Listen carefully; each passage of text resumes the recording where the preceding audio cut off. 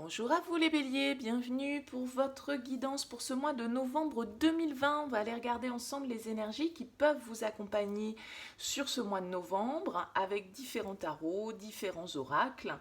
On va aller voir quelques cartes, une carte conseil de la sagesse de l'oracle et puis après... Donc nous irons voir avec le tarot de la bienveillance, l'oracle de la triade et l'oracle des miroirs. Je rappelle que c'est un tirage général, que ça ne pourra donc pas parler à tous les béliers qui vont regarder cette vidéo. On est bien d'accord, donc ne prenez que si ça fait écho à ce que vous vivez actuellement, si vous avez la sensation que ce message est pour vous, qu'il vous parle, sinon vous laissez de côté. Éventuellement allez voir tirage de votre signe ascendant ou de votre signe lunaire.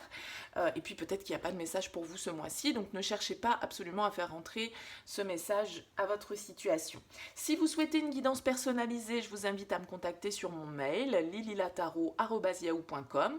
J'effectue systématiquement une consultation préalable gratuite avant toute planification de guidance. Donc vous me faites un mail avec prénom, date de naissance des personnes concernées par votre question, le domaine de votre question, sans plus de détails, puisque la consultation préalable a pour but de voir si je capte bien la situation. Donc si vous me donnez déjà des éléments, forcément, ça présente beaucoup moins d'intérêt. Donc merci bien évidemment de me solliciter si vous avez le souhait de planifier une guidance derrière. Voilà.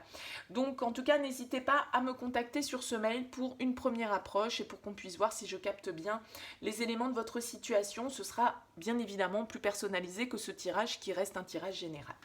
Allez, on est parti pour vous les béliers. On va déjà regarder la carte de la sagesse de l'oracle qui est ressortie pour vous pour ce mois de novembre. Et nous avons la carte qui s'appelle « Faire le ménage ». Alors avec cette carte de faire le ménage, dans la sagesse de l'oracle, bien évidemment, ça peut être pris au sens propre, mais en tout cas, il y a une histoire de devoir faire du tri, de devoir peut-être éventuellement dépoussiérer certaines situations, se débarrasser de certaines choses qui ne nous sont plus forcément utiles aujourd'hui dans notre vie pour avancer. Peut-être que pour certains d'entre vous, vous avez même dans vos bagages des choses qui ne vous appartiennent pas ou qui ne vous appartiennent plus. D'accord ? Donc avec cette carte de faire le ménage, et bien évidemment, on vous invite à vous alléger de tout ce poids, de tous ces fardeaux, de toutes ces responsabilités, de toutes ces émotions qui n'ont plus lieu d'être aujourd'hui dans votre vie ou qui ne sont plus à vous et qui vous empêchent un petit peu d'avancer. Il y a une idée de devoir remettre de l'ordre dans sa vie, autour de soi, que ce soit, je vous dis, au sens propre comme au sens figuré. Parce que des fois, de le faire au sens propre, de faire du tri chez soi, de remettre de l'ordre dans son environnement, ça aide aussi à une meilleure réflexion. Ça permet, c'est très symbolique, mais ça permet aussi d'alléger ses énergies. Donc en tout cas, il y a vraiment cette idée de devoir probablement un petit peu dépoussiérer les choses et de devoir faire du tri dans ce que l'on doit conserver et ce que l'on doit mettre un petit peu au rebut, au placard, dans des cartons et mettre ça au grenier pour ne plus avoir à s'en occuper. En dos de deck, qu'est-ce qu'on a avec la sagesse de l'oracle ? On a l'heure du départ. Donc peut-être que pour certains d'entre vous, là, on nous parle de la fin d'une situation, de devoir partir vers de nouveaux horizons, et pour pouvoir accueillir de la nouveauté, eh bien, il faut aussi se délester du passé, se délester d'énergies qui ne nous appartiennent plus, qui ne nous apportent plus ce dont on a besoin aujourd'hui, devoir laisser derrière soi quelque chose, tourner le dos à une situation, tourner le dos à certaines émotions qui aujourd'hui n'ont plus lieu d'être dans notre vie. Bon, allez, on va aller voir avec le tarot. Nous avons le 6 d'air, le valet d'air, le 5 d'air, le 8 d'air, que de l'air pour vous, le valet d'eau, le 10 de feu, le 7 de terre, le 9 d'air et la reine de terre. Alors déjà, premier constat, vous le verrez très clairement par vous-même quand même, on a 1, 2, 3, 4, 5, 6 cartes d'air, d'accord ? L'air, c'est les épées, on va dire, dans le tarot classique. Donc bien évidemment, ces cartes d'air nous parlent... non, j'ai dit 6 parce que j'ai compté celle-ci, excusez-moi, il y en a 5. 1, 2, 3, 4, 5. Ces cartes nous parlent de votre mental. Vous êtes a priori beaucoup dans la réflexion, là, sur ce mois de novembre, les béliers.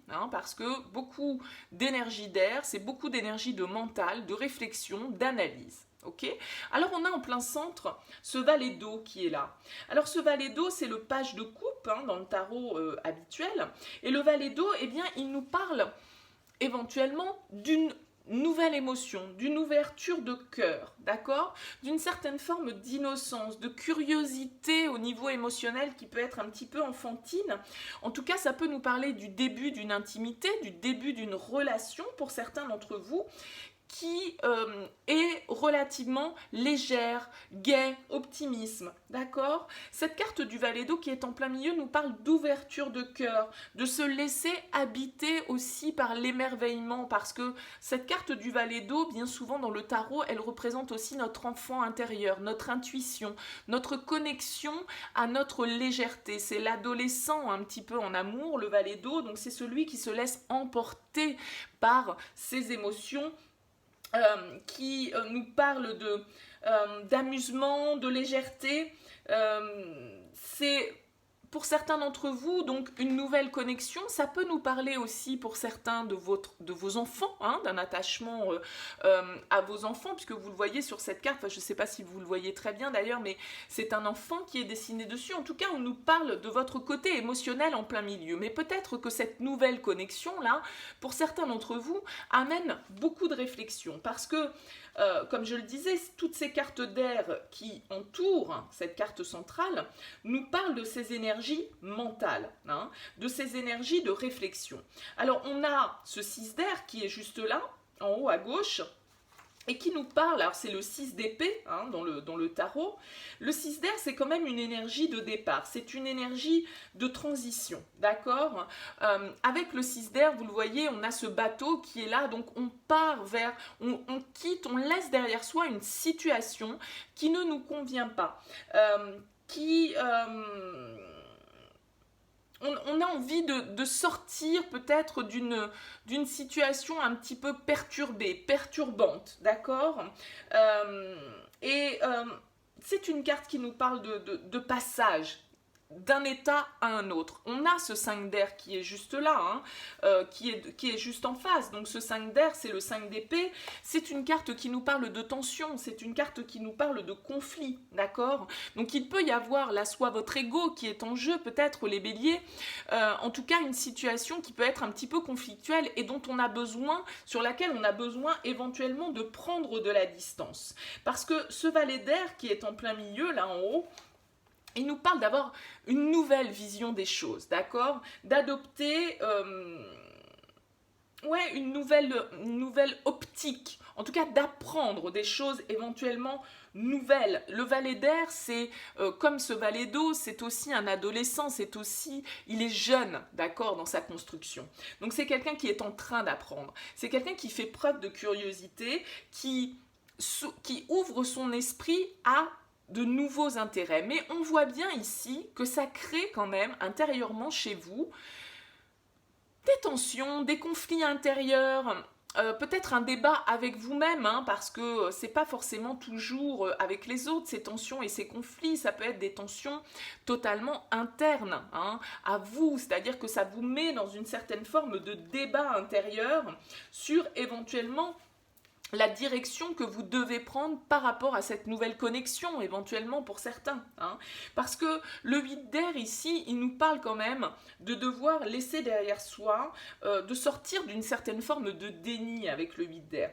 Le 8 d'air, c'est le 8 d'épée, on est dans les croyances limitantes, on est dans tout ce qui nous conditionne, d'accord? Et le 8 d'air, il ouvre les yeux, il doit ouvrir les yeux pour voir les choses telles qu'elles sont réellement. D'accord, se reconnecter peut-être justement là à son enfant intérieur, à son ressenti, à son intuition. Parce que là, vous êtes énormément dans le mental, les béliers, et peut-être qu'on vous invite avec ce valet d'eau en plein milieu à vous reconnecter à votre émotionnel, plutôt que d'être dans le mental et de tourner les choses un petit peu dans tous les sens. Parce que le 9 d'air, il a un côté un peu pessimiste, il a un côté négatif, il est dans les peurs, il est dans les angoisses, il est freiné par son mental en fait. Donc entre le 8 d'air et le 9 d'air, on voit bien qu'il peut y avoir un fort conflit intérieur chez vous, mais qui est lié à votre mental, à votre manière de voir les choses, à vos croyances, à vos expériences passées, à ce que l'on a pu vous inculquer, ce qu'on a pu vous faire croire.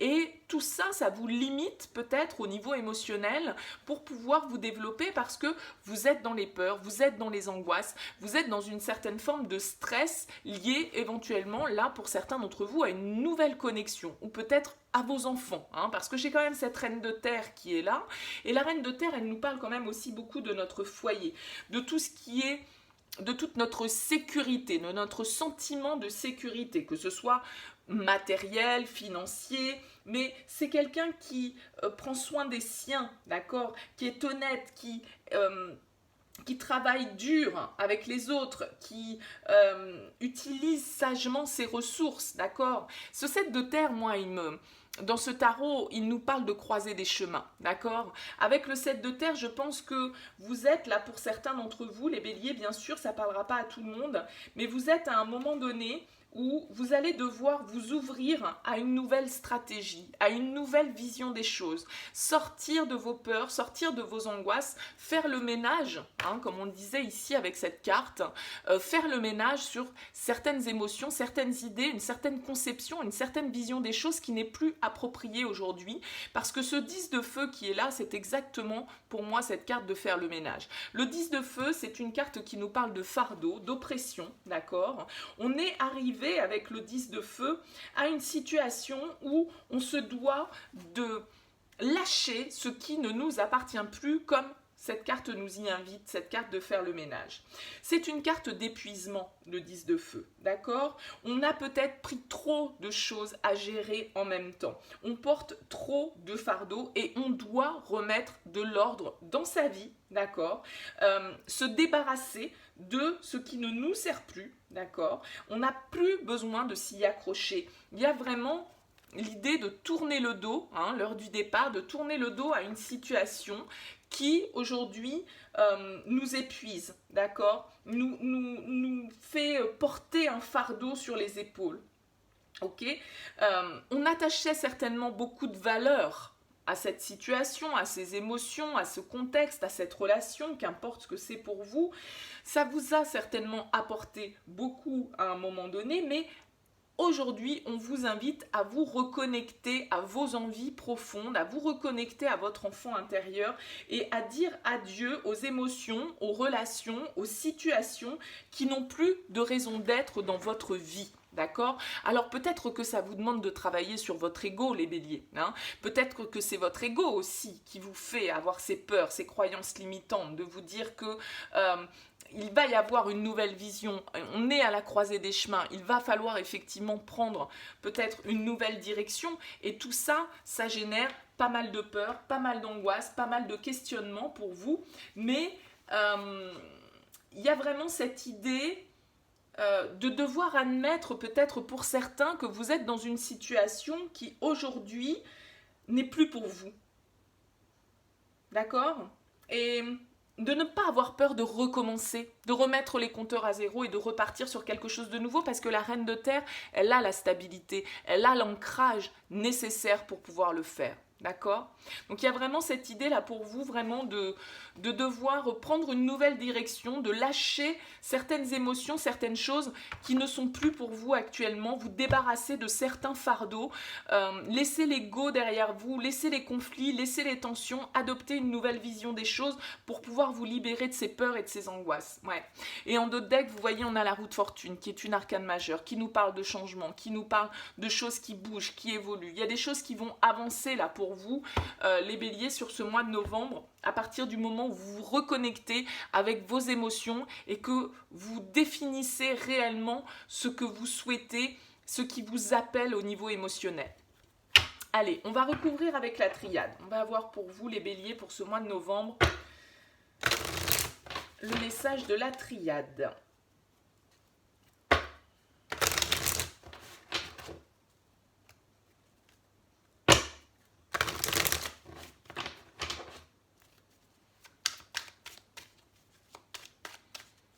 Vraiment beaucoup de...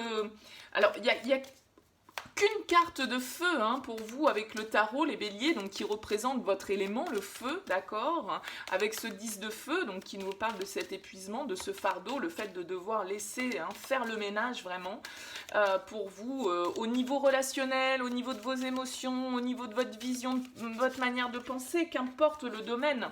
Mais là, il y a vraiment une idée d'être beaucoup dans la réflexion, beaucoup dans le mental, beaucoup dans l'ego, probablement. Il va falloir lâcher certainement un petit peu là les choses pour pouvoir vous reconnecter à vos émotions et puis aussi à votre capacité d'action. Parce que vous êtes un signe de feu, vous êtes un signe qui a la détermination pour passer à l'action. Et là, on a très peu de cartes de feu. Donc je pense que ce mois de novembre sera un mois de réflexion, sera un mois de tri pour vous permettre d'avancer plus léger. Allez, on va voir avec la triade ce qu'elle nous dit. Et ouais, on a la mort, on a la foudre, on a le malheur, le voyage, la méditation, la prière, la femme, l'élévation et la naissance. Ouais.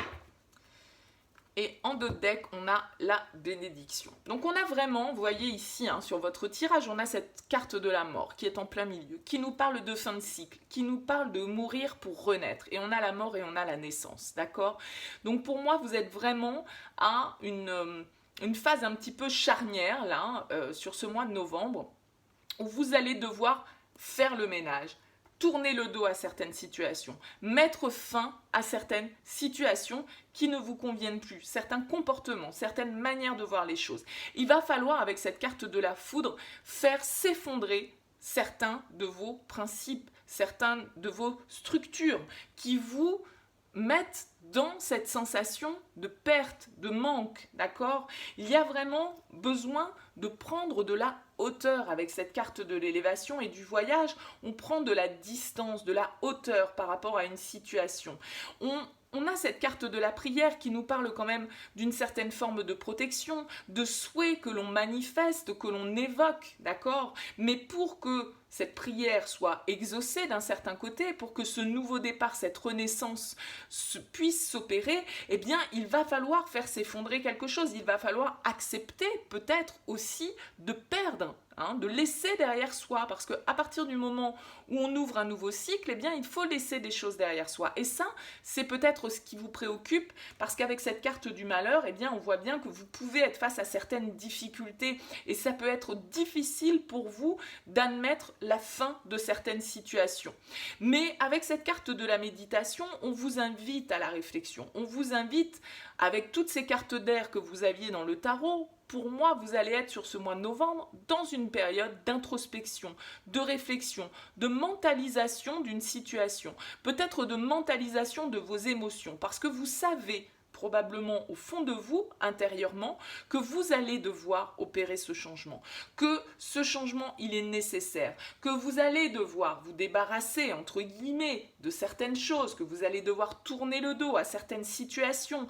Et ça vous demande peut-être un travail de réflexion, d'introspection. Alors, peut-être pour vous, si vous êtes une femme, principalement, parce qu'on a quand même la femme sur la reine de terre, ça peut concerner, bien évidemment, votre foyer, ça peut concerner votre sécurité matérielle, financière, professionnelle, votre famille éventuellement, mais on voit bien ici qu'il y a vraiment un besoin de prendre de la hauteur, de prendre de la distance par rapport à ce sentiment de perte, ce sentiment de deuil que vous devez faire par rapport à une situation qui aujourd'hui est terminée, mais que vous continuez à traîner dans vos énergies et qui vous empêche probablement, là encore à l'heure actuelle, d'avancer pour pouvoir ouvrir un nouveau cycle et pour pouvoir repartir sur de nouvelles bases, pour pouvoir opérer une renaissance, d'accord? Parce qu'avec cette carte de la bénédiction, on nous parle d'une certaine forme de protection, d'accord? La bénédiction, en fait, avec cette carte, nous indique que vous êtes protégé dans cette situation, que vous avez comment trouver le terme? Ça peut nous parler bien évidemment d'un contrat, d'un engagement pour certains d'entre vous, avec la carte de la bénédiction, moi souvent cette carte elle me fait penser au pape en fait dans le tarot, d'accord? La bénédiction c'est l'aval qui vous est donné, le consentement qui vous est donné par l'univers ou par qui vous voulez, peu importe, parce que effectivement il y a vraiment une transformation qui doit s'opérer. Avec la foudre et la mort, il y a vraiment un avant et il y a un après, d'accord? On doit laisser derrière soi quelque chose qui est mort pour pouvoir laisser place à de la nouveauté. Et ça, c'est quelque chose que vous allez beaucoup, selon moi, mentaliser sur ce mois de novembre. C'est un point sur lequel vous allez beaucoup réfléchir sur ce mois de novembre et vous allez prendre de la hauteur, prendre de la distance pour pouvoir justement faire ce travail d'introspection nécessaire à une meilleure compréhension peut-être de vos fonctionnements aussi et pouvoir enclencher cette roue derrière. Allez, on va aller voir avec l'oracle des miroirs.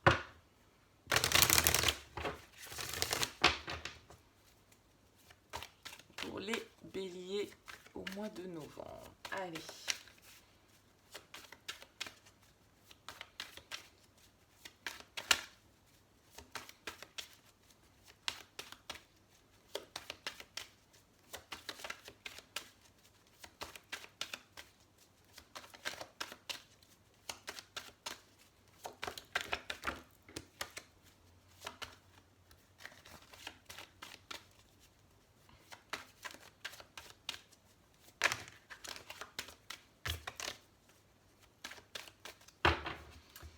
Allez, pour les béliers, qu'est-ce que l'on a?